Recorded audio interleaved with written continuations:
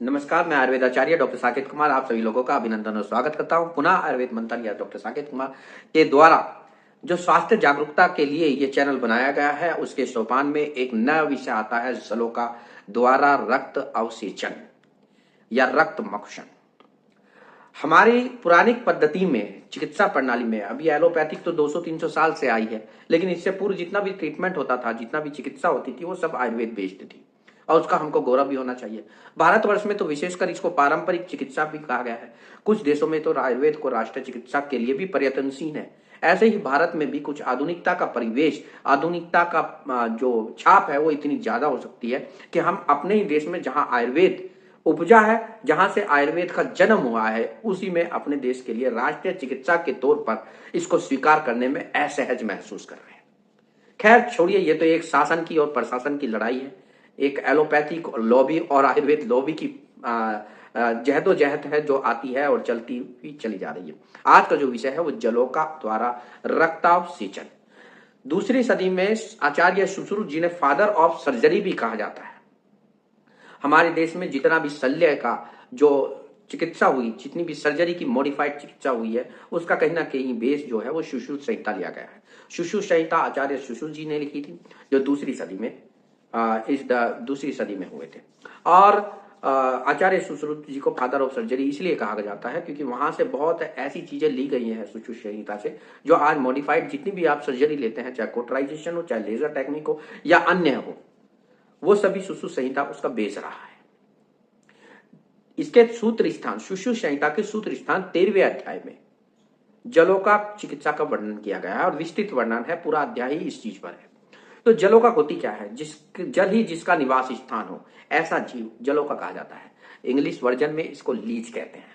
अमूमन आप leech therapy से परिचित होके, बहुत जो देश हैं, अरेबियन कंट्रीज हैं, वहां आज भी लीच थेरेपी को बहुत ज्यादा यूज किया जाता है और इसके लिए एक विशेष त्योहार या विशेष सीजन भी होता है। लेकिन अमूमन हमारे देश में भी जलोका द्वारा चिकित्सा की जाती है, जैसे ऋषिकुल हुआ, गुरुकुल आयुर्वेदिक कॉलेज हुआ, नेशनल इंस्टीट्यूट ऑफ आयुर्वेद हुआ, शिमला आयुर्वेदिक कॉलेज हुआ, इस जामनगर हुआ। ऐसे बहुत केरल में जितना भी है, जितने भी आयुर्वेदिक पिकनिक स्पॉट्स हैं, आयुर्वेदिक रेस्टोरेंट बेस्ड हॉस्पिटल हैं, सभी आयुर्वेदिक हॉस्पिटलों में यहाँ पे लीच थेरेपी का बहुत प्रचलन है, जलोका चिकित्सा का बहुत प्रचलन है। अब जलोका चिकित्सा किन लोगों के लिए कराई जाएगी? अमूमन क्या होता है, हमारे 3 प्रकार के दोष होते हैं, वात, पित्त और कफ। और हमारा जो रक्त होता है उसको चौथा दोष कहा गया है आचार्य सुश्रुत के द्वारा। जब रक्त में तीनों दोषों में से बहुलता होती है, वात की, पित्त की और कफ की, तो उन दोषों को रक्त से निकालने के लिए रक्तावसेचन या रक्त मोक्षण या रक्त का बाहर निकालना आवश्यक हो जाता है। तो ऐसी चिकित्सा को रक्त मोक्षण चिकित्सा कहते हैं। लेकिन जब हमारे वात दोष हमारे शरीर में या हमारे रक्त में ज्यादा होता है, तो श्रृंग द्वारा, सींग के द्वारा पारंपरिक आयुर्वेदिक वैज्ञानिक पद्धति से जो रक्ताव मोक्षण किया जाता था, उसे श्रृंग रक्ताव मोक्षण कहते थे। इसके द्वारा जब कफ हमारे शरीर में या रक्त में ज्यादा हो जाए, तो उसको अलाबू या तुम्बी, जो एक होता है, अलाबू और तुम्बी, विस्तृत में नहीं जा रहा हूं, उसके द्वारा जो है आपको रक्ताव मोक्षण किया जाता था, रक्त अवसेचन किया जाता था, रक्त को शुद्ध किया जाता था कफ दोष को निकालने के लिए।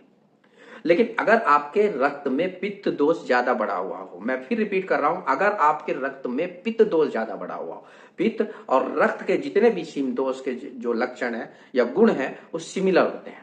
तो अगर आपके शरीर के ब्लड में पित्त दोष बढ़ा हुआ हो और रक्त पित्त दोष के विदग्ध होने से दूषित हुआ हो, थोड़ा आयुर्वेदिक टर्मिनोलॉजी है, मोटा मोटा समझिए, इफ ए ब्लड या और ए सिस्टम और body of yours has impurities of the पित्ता, तो अगर उसमें पित्त द्वारा impurities हैं, तो ऐसे सभी रोगों का में रक्त को शुद्ध करने के लिए रक्त मोक्षण जलोका द्वारा किया जाता है। तो leech therapy is authorised for the those persons who has Vidagdha पित्त, who has दोषित पित्त in their body or in their system body organs। तो मुख्यतः पित्त दोष के बाहुल्यता में जलोका में विशेष जलोका या लीच थेरेपी की जाती है। अब क्वेश्चन आता है कि अमूमन सामान्य व्यक्ति तो समझ नहीं सकता कि पित्त दोष क्या होता है, वात दोष क्या होता है, कफ दोष क्या होता है। जी हमें तो लीच थेरेपी करानी है। बिल्कुल कराइए आप रक्त मोक्षण। अगर आपके अंदर पित्त दोष भी नहीं बढ़ा हुआ है तो भी आप सामान्य परिस्थिति में अपने ब्लड को प्योर करने के लिए आप जो है रक्त लीच थेरेपी या जलों का रक्त अवशेषण करा सकते हैं, जलों का से रक्त मोक्षण करा सकते हैं। एक सामान्य बात है, उससे आपका ब्लड का कोलेस्ट्रॉल भी कम होगा।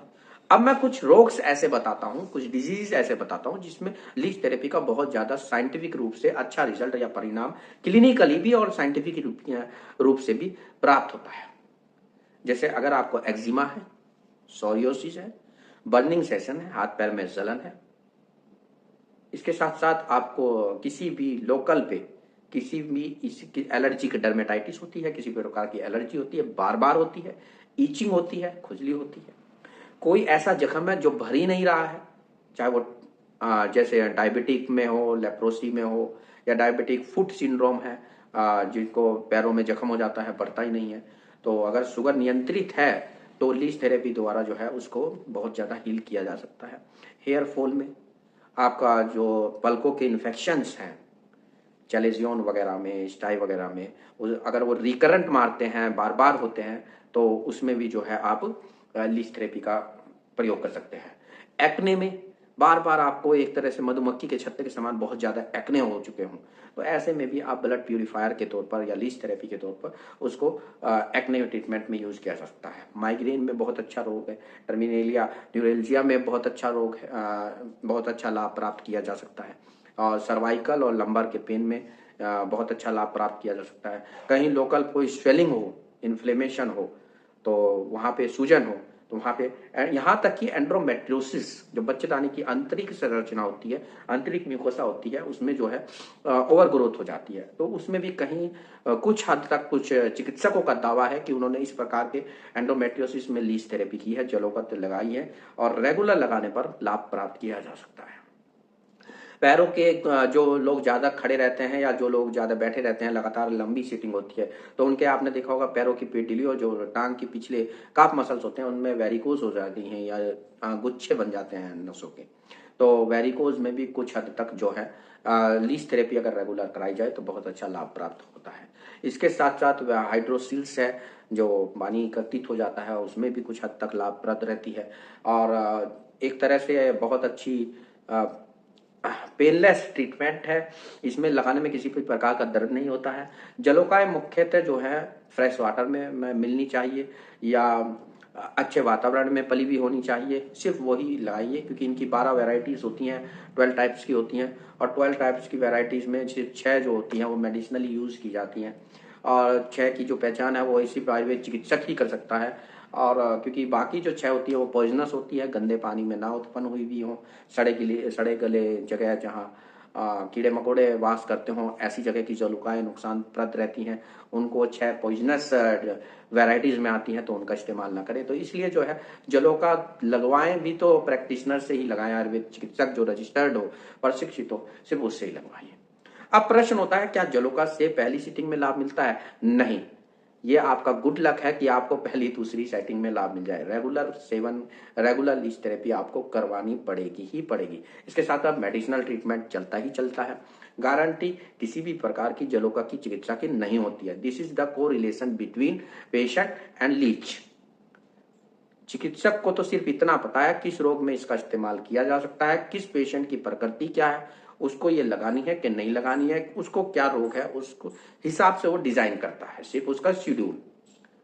तो वो लोग लीच थेरेपी का सेवन ना करें जो किसी प्रकार की गारंटी चाहते हैं, वो लोग लीच को ना लगाएं जिन्हें किसी प्रकार का कार्डियो डिजीजेस है, वो लोग लीच ना लगाएं जिनको किसी प्रकार की ब्लड सर्कुलेटरी डिजीजेस हैं, या जिनका ब्लीडिंग टाइम बहुत ज्यादा है, क्लोटिंग टाइम बहुत कम है। तो इन सब चीजों को ध्यान में रखते हुए भी जो है आयुर्वेदिक प्रैक्टिशनर द्वारा ही लीच थेरेपी का सेवन कराया जाता है।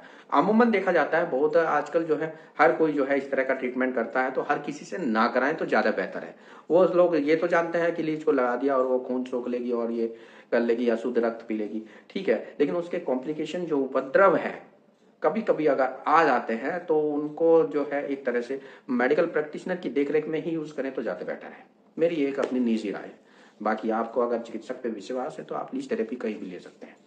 सबके अपने अपने बुद्धि है, अपना अपना विचार है। लीज थेरेपी किन रोगों में की जाती है मैंने आपको बताया है, ऊपर से लेकर अगर नीचे, यहां तक कि बहुत लोगों का तो ये भी दावा है कि ऑप्टिक न्यूराइटिस, जो ऑप्टिक नर्व डेड हो जाती है ग्लूकोमा वगैरह में, उसमें भी बहुत अच्छा योगदान है। और एक चूंकि ये पारंपरिक चिकित्सा है, वैज्ञानिक तथ्यों पर चिकित्सा है, लेकिन मॉडर्न आधुनिक विज्ञान के धरातल पर अभी इसको सिद्ध नहीं किया गया है और इसके लिए रिसर्च चलती रहती है, समय समय पर लोग अपने अपने व्यू देते रहते हैं। ज्यादातर इसका जो ट्रीटमेंट होता है वो क्लिनिकल बेनिफिट को ध्यान में रखते हुए होता है। तो क्लिनिकली अगर पेशेंट कह रहा है I am satisfied, it's okay, वो सफिशिएंट है, उससे ज्यादा तो कुछ चाहिए भी नहीं। अगर आपका रोगी ही कह रहा है कि वो सेटिस्फाई है, लेकिन रोगी अगर अनसेटिस्फाइड है तो इसका मतलब ये भी नहीं है कि जलों का चिकित्सा बेकार चिकित्सा है। पेशेंट की प्रकृति, रोग की प्रकृति, उसकी क्रोनिसिटी, सभी चीजों को ध्यान में रखता लीज थेरेपी करानी चाहिए।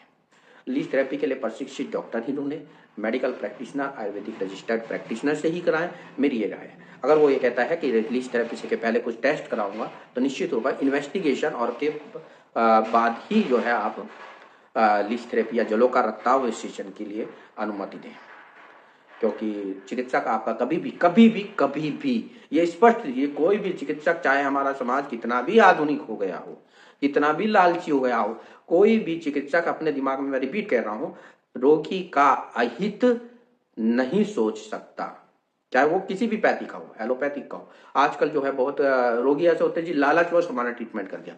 भाई मेरे, ऐसा कभी नहीं होता। लालचवश कोई भी अननेसेसरी, चाहे वो एलोपैथिक विंग का हो, चाहे यूनानी विंग का हो, चाहे होम्योपैथ का हो, चाहे आयुर्वेद विंग का हो, कभी भी कोई भी चिकित्सक लालचवश या रोगी के अहित में किसी भी प्रकार का चिकित्सा उपक्रम नहीं करता। यह आपकी मानसिकता है। और अगर रेयर ऑफ द रेयरेस्ट ऐसा होता भी है तो वो रेयर अपवाद है, वो 1000 में से 2 होते हैं चिकित्सक जो सिर्फ प्रोफेशनली बहुत ज्यादा अटैच हो जाते हैं, मनी माइंडेड हो जाते हैं। अदरवाइज कितनी भी बड़ी संस्था हो, वो इस प्रकार जो है, अदरवाइज कितनी भी बड़ी संस्था हो, इस प्रकार की अनदेखी नहीं करते हैं चिकित्सक। तो खैर, ये तो एक अलग टॉपिक है। लीज थेरेपी के बारे में मैंने आपको बताया है, प्रशिक्षित चिकित्सक के कराइए, किन किन रोगों में ये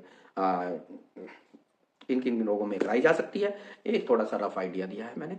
तो आप सभी स्किन डिसीज में और डिटॉक्सिफिकेशन ऑफ ब्लड या ब्लड को प्योर करने के लिए, कोलेस्ट्रॉल वगैरह बढ़ा हुआ हो तो उसमें भी कुछ ना कुछ हद तक ये लाभप्रद हो सकता है। तो ऐसे बहुत रोग हैं, लोकल स्वेलिंग है, इन्फ्लेमेशन है, कहीं पे सूजन है, इंटरनल ऑर्गन में सूजन है, विसरल ऑर्गन में सूजन है, तो वहां भी कुछ हद तक लीज थेरेपी से लाभ प्राप्त किए जा सकते हैं। इसे लगाने में किसी भी प्रकार का दर्द नहीं होता, किसी प्रकार की इरिटेशन नहीं होती। ये एक पेनलेस ट्रीटमेंट है।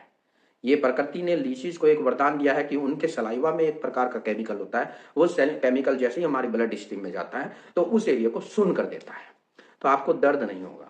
तो लीज थेरेपी का सेवन कीजिए जहां भी अवेलेबल हो, जो all over world leech therapy को स्वीकार किया गया है। अरेबियन कंट्रीज और गल्फ कंट्रीज में लीज थेरेपी को बहुत ज्यादा धार्मिक दृष्टिकोण से जोड़कर भी एक विशाल रूप में इसका जो है एक्सेप्टेंस है, स्वीकारता है। और भारतवर्ष में जो है जलों का एक पारंपरिक चिकित्सा है जो सुश्रुत संहिता से प्रारंभ हुई थी। इसका जो उद्गम है वो 2वीं सदी से उद्गम है। तो आप सोच सकते हैं कितनी पुराने लोग, आचार्य सुश्रुत कितनी वैज्ञानिक अप्रोच वाले रहे होंगे कि उन्होंने 2वीं सदी में वो चीज बता दी थी कि इसका ये हम प्रयोग किए जा सकते हैं, और आज वो क्लिनिकली एडवांटेज उसको, रोगी को जो है उस चीज का मिल रहा है। खैर, जुड़े रहिए, चैनल को सब्सक्राइब कीजिए, इस तरह की वीडियो बनाता रहूंगा। आप सभी लोगों का अभिनंदन और स्वागत। धन्यवाद।